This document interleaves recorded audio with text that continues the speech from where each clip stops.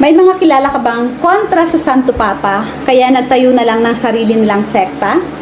Hello and welcome to our Saint of the Day. Ngayon ay August 13 at ipinagdiriwang natin ang kapistahan ni na Saint Poncian, Santo Papa at Martyr, at ni Saint Hippolytus, Pari at Martyr. Si Saint Hippolytus actually ang unang antipope.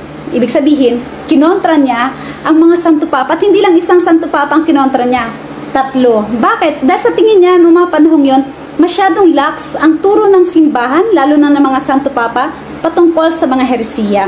Marami mga isinulat si Saint Hippolytus, lalo na sa mga rites ng mga ordination or ng mga sacraments, at syempre sa pagtatanggol sa doktrina ng banal na santatlo.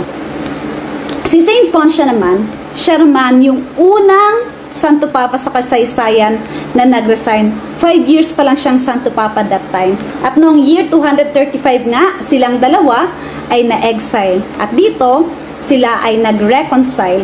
Kaya namatay silang magkasundo. Sana ganito, no? Na kahit sa pagkakabahagi at sa mga pagkakasalungat ng mga ideya, ay patuloy pa rin yung pagtatanggol at pagmamahal sa simbahang itinatag ni Kristo. San Hipólito at San Ponciano, ipanalangin nyo kami.